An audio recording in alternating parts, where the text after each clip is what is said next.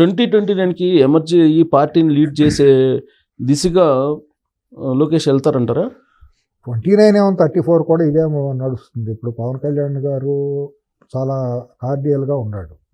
వాళ్ళ వరకు రేపటికి రాజకీయంగా పరిణామాలు ఏమవుతాయో తెలియదు, కానీ ఆయన చంద్రబాబు గారికి ఒక సొంత తమ్ముళ్ళలాగానే అంత హుందాతనంగానే ఉన్నారు. ఏ మాట కామాట అలయన్స్ విషయంలో కాదు, పార్టీని నడిపించే విషయంలో బాగా నడుస్తుంది.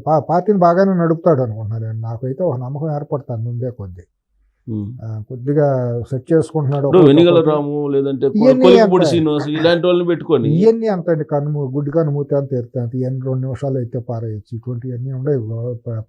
మన గుంటూరు జిల్లాలో కూడా కొంతమంది ఉండారు. ఇంకా కొన్ని ఉండవు పేర్లు. అంటే ఇప్పుడు మనం అక్కడ అప్రస్తుతంగా వాళ్ళ పేర్లు ఎత్తడం అనవసరం, కానీ మొన్న తప్పనిసరి పరిస్థితుల్లో కొన్ని సీట్లు ఇచ్చినవి ఉన్నాయి. 4-5 సీట్లు అట్లా ఉన్నాయి. అది దురదృష్టవశాత్తు కమ్మ కులంలో కూడా ఇచ్చినవి ఉన్నాయి. 3-4 సీట్లు నాకు తెలుసు.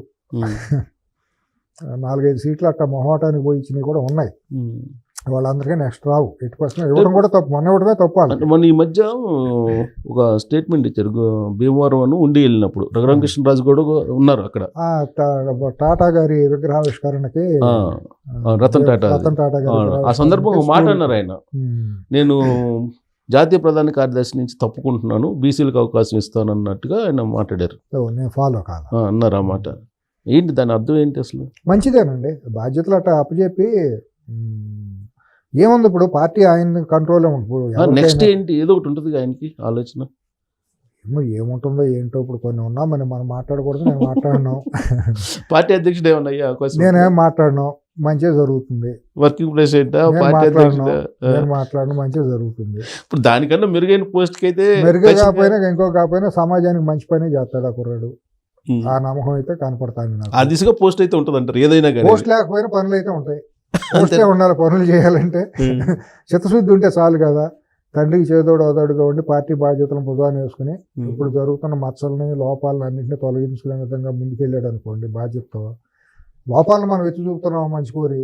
మనమేమో టికెట్ లైసెన్స్ ఇట్లా, బకెట్ లైసెన్స్ ఇట్లా, అపాయింట్మెంట్ కూడా అవసరం లేదు. ఎందుకంటే 40 ఏళ్ళకి పుట్టిన దగ్గర నుంచి ఆ పార్టీ మీద ఒక ఇది ఉంది కాబట్టి. సరే, ఆ పార్టీ మీద ఉందా, కుటుంబం మీద కూడా ఉంటుంది. బయట రహస్యం ఏమో దాంట్లో ఉంది, దాచుకునేది ఏముంది. మనం ఏంటో తెలియదా, ప్రపంచానికి తెలుసు కదా. బాగుండాలి, పార్టీ బాగుండాలని కోరుకుంటాం. దాంట్లో ఎత్తి చూపిస్తాం. మన పిల్లలకు మనమే కదా చెప్పుకునే తప్పు ఇది రా, ఇది తప్పురా, ఇది ఒప్పురా అని చెప్తాం. మీరు ఏదైతే అభిప్రాయం వ్యక్తం చేశారో ఆ దిశగా ప్రధానమంత్రి నరేంద్ర మోడీ గారు కూడా వైజాగ్ లో ఆ దిశగా బాగా ఉంది, రియాక్ట్ అయినట్టు అయ్యారు. మొన్నటిది కొద్దిగా ఫ్రెండ్లీగానే అనిపించింది. చాలా చేంజెస్ కనపడుతున్నాయి. రాష్ట్రానికి నిధులు ఇవ్వడంలో కానివ్వండి, ఆయన ప్రవర్తన కానివ్వండి. ఇప్పుడు గత 6-7 నెలల్లో రాష్ట్రానికి నిధుల వరకు బాగా వచ్చింది. అదంతా ఒక ఆస్పెక్ట్ అయితే లోకేష్ విషయంలో పర్సనల్ గా ఆయన ఏదో ఇంటరాక్ట్ అయినట్టున్నాడు. పేపర్లో కూడా వచ్చింది. నేను అబ్జర్వ్ చేయలేదు. సిఎస్ గారు వచ్చింది పేపర్లో. ఏమొచ్చిందంటే లోకేష్ నీ మీద కంప్లైంట్ ఉంది అని అన్నాడు. వెంటనే ఈయన ఏదో సర్ప్రైజ్ అయ్యి బెహం పెడితే 6 నెలలు అయింది, నువ్వు ఎందుకు కలవలేదు నన్ను, ఢిల్లీ వచ్చి ఫ్యామిలీతో వచ్చి కలవని అన్నాడంట. అంటే ఏంటి, ఆయన అంటే ఓన్ చేసుకుంటున్నారా లేకపోతే ఏంటి? ఓన్ చేసుకుంటే ఏదో ఒక రిలేషన్, కార్డియల్ రిలేషన్. ఇప్పుడు అన్ఫార్చునేట్ గా జరిగిందండి 2015-16లో ఆ గ్యాప్ జరగకుండా ఉండాల్సింది. కారణాలు ఏంటో 18లో ఆ గ్యాప్ ఏంటో అది దురదృష్టకరం. అదే వితౌట్ ఎనీ బెనిఫిట్ డిపార్ట్ అయ్యారు. అది నేను అప్పుడు వ్యతిరేకం. వ్యక్తిగతంగా నేను ఇష్టపడలా. రీజన్ కాజు లేకుండా కలవటం విడిపోవటం అనేది తప్పు. కలవటమే తప్పు, కలిసిన తర్వాత విడిపోవటం తప్పు. అది అప్పుడే కొద్దిగా మరి తప్పుడు డైరెక్షన్లో నాకుండా అయిపోయింది. ఇప్పుడు మీటింగ్ అంతా అయిపోయిన తర్వాత తప్పు డైరెక్షన్లో తప్పుడు సలహాలతో వెళ్ళారు బాబు గారు అనేది నాకున్న సమాచారం. దానికి భారీ మూల్యం తెలుగు జాతి చెల్లించుకుంది. రాష్ట్రం చెల్లించుకుంది. పార్టీదే ఉంది. పార్టీ ఎక్కడ పోయినా పార్టీ ఎక్కడికి పోదు అది.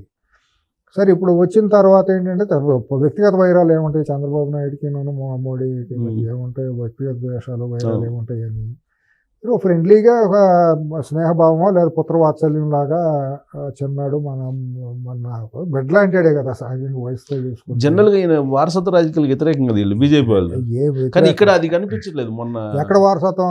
జేషా ఎవరేంటి వారసత్వం కదా? రాజ్నాథ్ సింగ్ కొడుకు రాలేదా? అవన్నీ ఒట్టి మాటలు. ఎక్కడో వారసత్వం, ఇవన్నీ ఒట్టి. భారతదేశంలో వారసత్వం అనేది తీసేయడం ఎవరి తరం కాదు. ఇది జీన్స్లోనే జీర్ణించుకుపోయింది. ఊరిని బయటికి మనం ఎన్ని స్లోగన్స్ మాట్లాడినా నేను ఎన్టీ రామారావు గారు పార్టీ పెట్టినప్పుడు కుక్కమూతి పిందులు అన్న మాటకి నేను కూడా బ్రహ్మాండం వారసత్వ రాజకీయాలు వ్యతిరేకమైన ఉర్రుతలిగిన బ్యాచ్లు నేను ఒకనే, అది ఉండకూడదని కోరుకున్న వాళ్ళని. కానీ సమాజంలో ఎక్కడ మార్పు ఉంది, ఎక్కడేముంటుంది, అనివార్యం అయిపోయింది. మీకు సినిమాల్లోనే వారసత్వం వచ్చేస్తే కళతో సంబంధం లేకుండా వారసుల్ని ప్రజలు అంగీకరిస్తున్నప్పుడు, నటనతో సంబంధం లేదు, ఏమీ లేకుండా వారసత్వానికే నీకు ప్రాధాన్యత ఇస్తున్నప్పుడు అన్నిట్లోనే వచ్చేసింది కదా. కానీ నరేంద్ర మోడీ గారి విషయంలో అన్ని చాలా ఈక్వేషన్స్ ఉంటాయి కదా ఆయనకి. ఉంటాయి. మరి లోకేష్ గారు నా మాట అన్నారంటే మీరు వచ్చి ఫ్యామిలీ పరంగా వచ్చి కలవమన్నారంటే అది అంటే ఆయన జనరల్గా అందరితోనూ కొద్దిగా బాగానే ఫీల్ అవుతున్నాడు. ఏదైనా కూడా గ్యాపులు ఫిల్ చేసుకుందామని అయి ఉండొచ్చు. ఏదో ఒక పుత్రవాత్సల్యంతో ఒకసారి ఉన్న సరదాగా అని అందరూ వెళ్తున్నారు, ఎవరెవరు వెళ్తున్నారు కదా, ఆ గ్యాప్ ఫిల్ చేసుకుని ఇద్దామని అని ఉండొచ్చు. కనుసూపు మేరలో వైసీపీ బతికే పరిస్థితి లేదు రాజకీయంగా. ఇక కంటిన్యూ అవ్వాల్సిందే. తెలుగుదేశం, జనసేన, బీజేపీకి అలయన్స్ కంటిన్యూ అవ్వాల్సిందే. తెలంగాణలో కూడా రేపు జరగబోయేది అదే. జిహెచ్ఎం ఎన్నికల్లో డెఫినెట్గా దాని ప్రభావం చూపిస్తుంది. అంటే నాకున్న డౌట్ ఏంటంటే, ఇప్పుడు ఆయన్ని అంత ఆప్యాయంగా పిలిచాడని అంటే జగన్మోహన్ రెడ్డితో ఉన్న బంధం బలహీన పడినట్టే. 100% రేపు మార్చిలోపు చాలా తీవ్రమైన చేంజెస్ జరుగుతాయి తెలంగాణ, ఆంధ్రాలో రాజకీయంగా. అంటే నరేంద్ర మోడీ ఇప్పుడు కాపాడుతున్నాడు ఆయన అనే భావన ఉంది. అదే మీకు మార్చి నాటికి డెఫినెట్గా చాలా చేంజెస్ జరుగుతాయి. బెయిల్ రద్దు అయ్యేవాళ్ళు బెయిల్ రద్దు అవుతాయి, లోపలికి వెళ్ళేవాళ్ళు లోపలికి వెళ్తాయి, కేసులు మొదలవుతాయి, కొత్త కేసులు వస్తాయి. ఈ పలకరింపు దాని సంకేతం అంటారా? 100%. ఋతుపవనాలు వర్షం వచ్చినప్పుడు ఋతుపవనాలు వస్తాయి కదా, ఈశాన్య ఋతుపవనాలు, నైరుతి ఋతుపవనాలు అని అంటాం కదా. అట్టా మంచి సూచన, మంచి సూచికే, శుభ పరిణామమేనా అని అనుకుంటున్నాను నేను. అది మంచి ముందడుగే. మార్పు అనేది మంచికి ముందడుగు. అంటే ఆయన మనసులో లేకపోతే 6 నెలలు అయింది నువ్వు ఎందుకు కలవదు, నువ్వు ఫ్యామిలీతో వచ్చి కలువు అని అన్నారంటే, అది మనం ఒక ప్రధానమంత్రి, అందులో నరేంద్ర మోడీ నటోరియస్ పొలిటీషియన్ ఆయన, నో డౌట్ అన్నారంటే దాంట్లో ఖచ్చితంగా ఆంతర్యం ఉంటుంది. No sentiments. నేను వ్యక్తిగతంగా నరేంద్ర మోడీ, బీజేపీకి నేను వ్యతిరేకం, మీకు తెలిసిందే కదా. రాజకీయంగానే, వ్యక్తిగతంగా ఏముంది కానీ నాకు ఆ రాజకీయ ప్రక్రియలో బీజేపీ అనే దానికి పాత పార్టీ దానికి నేను ఇదైనా కూడా ఆర్ఎస్ఎస్ అటువంటి వాటికి నేను అభిమానించినా కూడా ఈ తెలంగాణలో, ఆంధ్రాలో వాళ్ళు చేసుకున్న నిర్ణయాలు కేసీఆర్ నేను జగన్ లాంటి వాళ్ళని సమర్థించడంలో నేను పూర్తిగా వ్యతిరేకించాను. నాకు గిట్టదు, ఇవాళ కూడా నేను డైజెస్ట్ చేసుకోలేను. బీఆర్ఎస్ నేను వైసీపీని, బీజేపీ లాంటి పార్టీ, జాతీయ భావం కలిగిన పార్టీ పెంచి పోషించడం నేను వ్యతిరేకిస్తాను. సో ఆ ఎరాకు ఫుల్ స్టాప్ పడినట్టే అనుకోవాలి. అంటే పూర్తి స్థాయిలో ఇంకా అందరికి నమ్మకం రాలా వస్తుందండి. ఎందుకంటే వాళ్ళ అవసరం, బీజేపీ కూడా సౌత్ ఇండియాలో అవసరం ఉంది. సొంతగా ఎమర్జ్ అయ్యేది ఇప్పుడు కన్సూప్ మేరలో లేదు. సెయిల్ అవ్వాల్సిందే. సెయిల్ అయినప్పుడు గుడ్ పీపుల్తో సెయిల్ అయితే వాళ్ళకు కూడా ఇమేజ్ పెరుగుతుంది. రాష్ట్రం బాగుంటే, ఇప్పుడు నిధులు వచ్చినాయండి, చంద్రబాబు గారు నామూలని వచ్చినాయి అని ఏం లేదు, మోడీ గారు ఇచ్చారని చెబుతున్నారు కదా, పవన్ కళ్యాణ్ గారు కూడా ఓపెన్గా చెబుతున్నారు కదా, ఢిల్లీ నిధులు ఇస్తుందని ప్రపంచం చూస్తుంది కదా. ఇప్పుడు ఢిల్లీ నుంచి నిధులు తీసుకొచ్చి చంద్రబాబు గారు నాయనని అంటే ప్రజలు నవ్వరా? ప్రజలకు తెలియదు వాళ్ళు మీడియా ద్వారా. కాబట్టి రెసిప్రొకేట్గా ఇచ్చిపుచ్చుకునే ద్వారా జరుగుతుంది. గ్రీన్ హైడ్రోజన్ ప్రాజెక్ట్స్ అనేది ఇండియాలో రెండే వస్తే ఒకటి అని చెప్పి అంటున్నారు. తర్వాత అమరావతికి 25,000 కోట్లు టెండర్లో బిల్ అవటం, మొన్న గ్రీన్ ఇది రావటం, నక్కపల్లి ఒక పెద్ద సెజ్ రావటం, వైజాగ్ రైల్వే జోన్ ఎప్పుడో కాలాలుగా అది రావటం. తర్వాత పోలవరానికి కూడా పెద్ద సమస్య కాదు, నిధులు అమరావతి ఓపెనింగ్ వస్తారని చెప్పి ఒప్పుకున్నారు. మొన్న 800 కోట్ల రూపాయలు ఆర్ఆర్ ఇది ఇచ్చేసారు. పోలవరం పైనుంచి బాగానే ఫ్రీ హ్యాండ్ ఉంది. ఉన్నప్పుడు ఎందుకు పోగొట్టుకోవాలండి? జాతి బాగుండాలి, రాష్ట్రం బాగుండాలి అనుకున్న చంద్రబాబు గారు, పవన్ కళ్యాణ్ గారు చాలా చూడముచ్చటగానే ఉంది. నేను ఈ మాట మాట్లాడితే నేను ఏదో అనుకుంటారు కానీ నేను ఏ పార్టీ ఇదేం లేదు. అంటే ఎప్పుడెప్పుడో నాకు గుర్తు, చంద్రబాబు నాయుడు గారు ఢిల్లీ వెళ్ళినప్పుడు, అంటే ఈ అలయన్స్ కాకముందు ఢిల్లీ అప్పుడప్పుడు వస్తుండని చెప్పి ఆయనతో ఏదో అన్నారు అప్పట్లో. ఓకే, ఇప్పుడు లోకేష్ గారిని రమ్మంటున్నారు. సహజం కదండి. ఇప్పుడు చంద్రబాబు నాయుడు గారి తర్వాత సెకండ్ ప్లేస్ లోకేష్దే పార్టీలో, అవునన్నా కాదన్నా. రేపొద్దున చాలామంది ఏమనుకుంటున్నారంటే పవన్ కళ్యాణ్ గారిని ఢిల్లీ తీసుకెళ్తారు, ఆ, కేంద్ర మంత్రి పదవి ఇస్తారనే మాట అంటున్నారు. అవును. దానికోసం నాగబాబు గారికి మంత్రి పదవి ఇస్తారనే మాట ఉంది.